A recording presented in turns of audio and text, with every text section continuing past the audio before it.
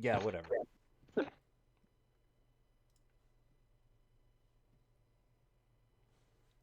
gonna give it like 30 seconds because I just sent the tweet out. Oh, I need to actually bring up the Twitch chat. Okay, here we go. I'm starting. No.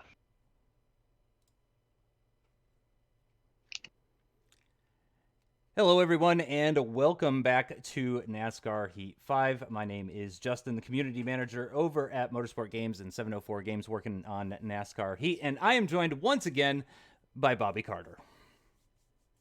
Um, Elliott Henderson, but yeah, sure. I'm going to introduce you as Bobby Carter every time we do this. If That is. that's what it takes, that's what we are here for. That's the content we enjoy. No, it is in fact Elliott Henderson who is with me once again, just like on Monday when we went over all of those different features and stuff that we were talking about for NASCAR Heat 5. I do hope that you guys were able to tune in and catch that one, and we appreciate you guys tuning in for this one as well. And we'll have, again, as I mentioned on Monday, we'll be having more and more of these streams in the future as well, so certainly something to look forward to. But today we're going to be talking specifically about the Gold Edition content, which means, of course, Elliott, we're going to be talking a lot about this guy right here on the screen, which is Tony Stewart. He is, of course, the Gold Edition kind of cover star. And we've got some schemes of his, and then but actually before we get into the schemes, let's talk about some of the bonuses. So are you what can you tell us about some of the bonuses with the Gold Edition?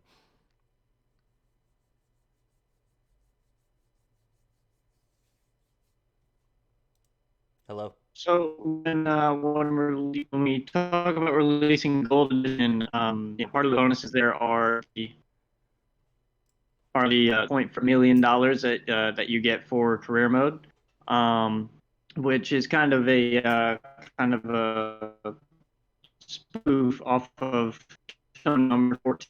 So you get $1.4 million to start your career with Gold Edition, and you can use that for any reason, building up your own team or resources, or you can just kind of save up on what you want. From there, you also get specific contracts for Stewart Haas with both the Xfinity Series and the Cup Series. So when you start your career, and if you start in the Cup Series or start in the Xfinity Series, you'll immediately get a contract to go to Stewart Haas Racing and replace one of those drivers or start your own custom car there. Or you can work your way up through the ladder system, and after you go through the hot seats, you will eventually get a Stewart Haas contract as one of the offers there in Xfinity or in Cup after the hot seats as well. And you do get early access to the game, of course, too. If you get the Gold Edition, you get access to the game on July 7th, whereas the Standard Edition is only available on July 10th. So it's 3 days early that you get access to it. And then also, of course, with the Gold Edition, you get the NASCAR Heat 5 Season Pass.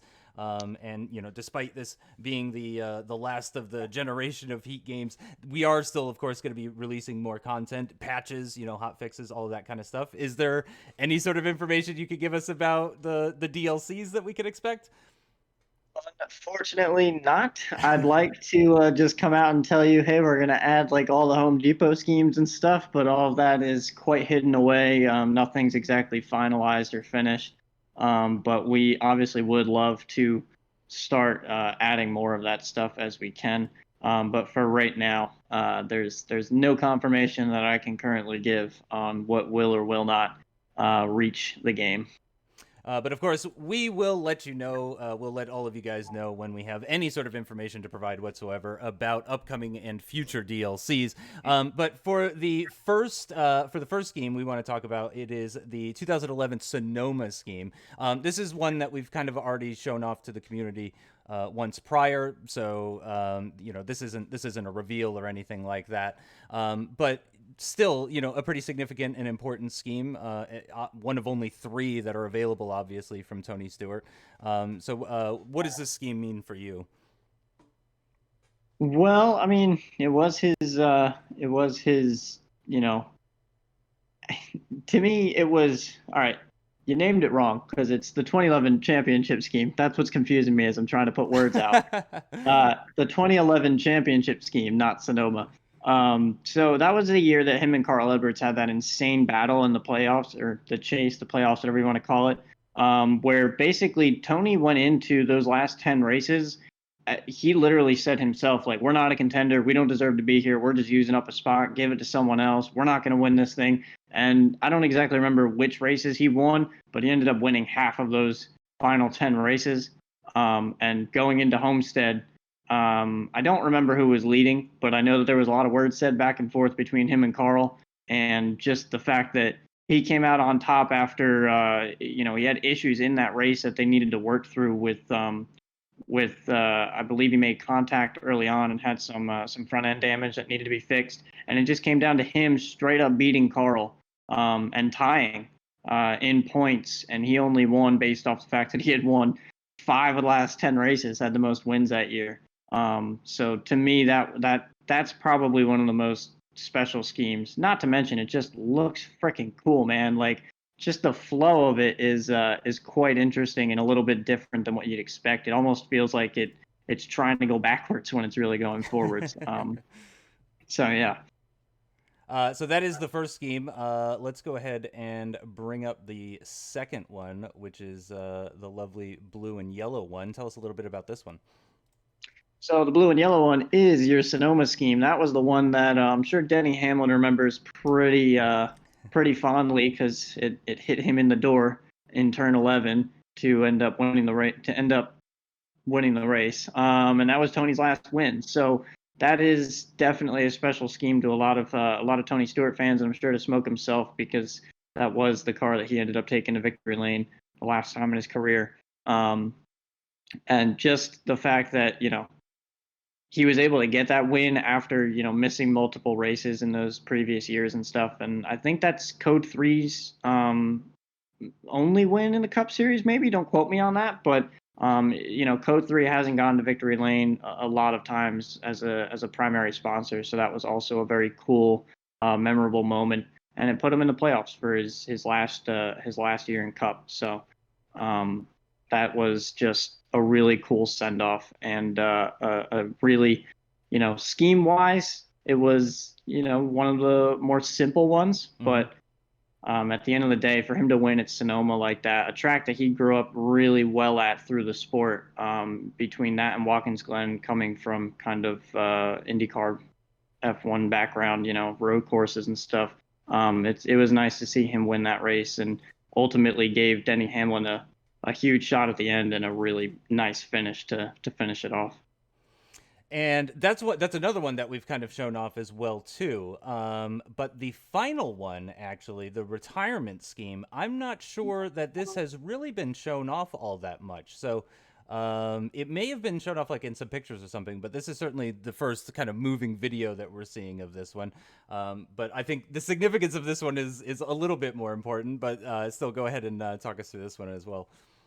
Yeah, I mean, the really cool one with this is they have, Smoke and I keep calling him Smoke, Tony Stewart partners and stuff like that on the hood. So, employees and other people that were with the company are on the hood there, and it shows his championships and stuff, in kind of this smoky type format with the low opacity and stuff. And then the car itself just gives the smoke vibe of going from black to gray, and it's got all the names of Stewart Haas personnel, and I'm sure people that helped throughout his career, just on the car. And it's just a really interesting aspect. Like I don't know that there's another scheme out there that just has a bunch of names on it for a retirement type reason. There's a lot of charity type things that happen, but it's a cool thing to see all the support that happened this year that year when he retired, back in 2016, and ran that car. And it's a different scheme, but it's definitely still memorable to a lot of the Tony Stewart fans. For sure.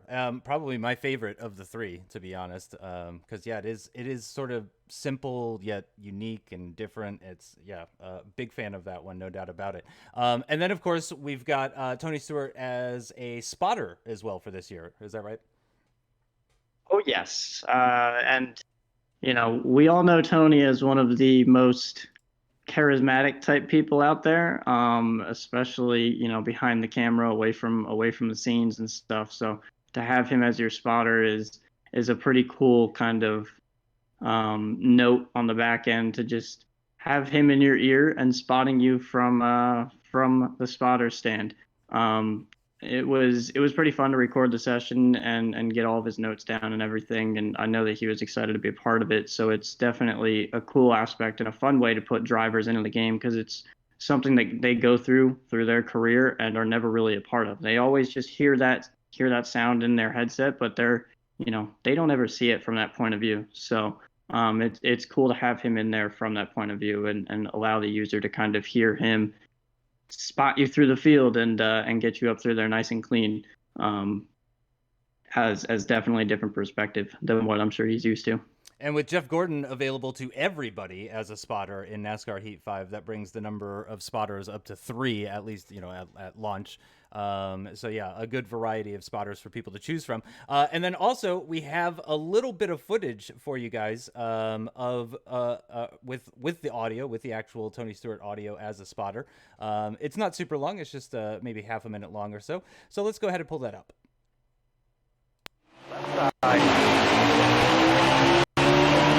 Inside. Clear behind. Moving. Clear behind.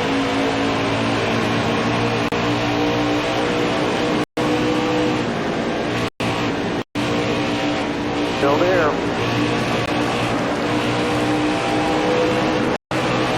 Still there. Left side. Clear left.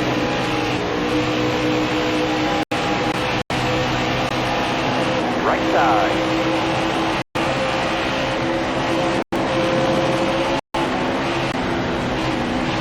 Stay low, stay low.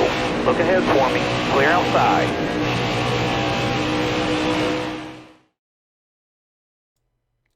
So that was what the Tony Stewart spotter audio sounds like. Obviously, that's not all the lines. It was impossible for me to get all of the lines in there at the in just like a 30-second clip.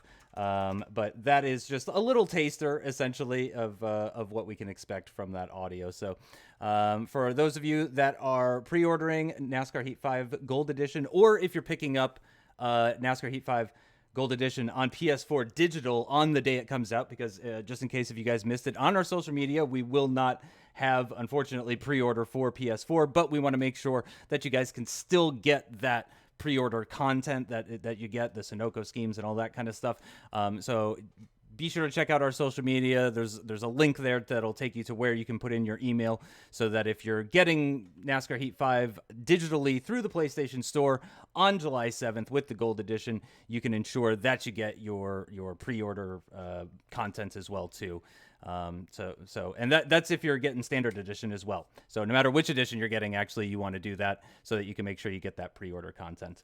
I think that pretty much covers everything that we were going to talk about today. Anything else you wanted to add in there, Elliott, about the Gold Edition or Tony Stewart or the schemes, etc.? I think that covers it. All right. Well, thank you very much, everybody, for tuning in, and we hope to be back in just a couple more days on Friday, actually, with another live stream going over some more details about NASCAR Heat 5. Thank you very much, and we will see you then.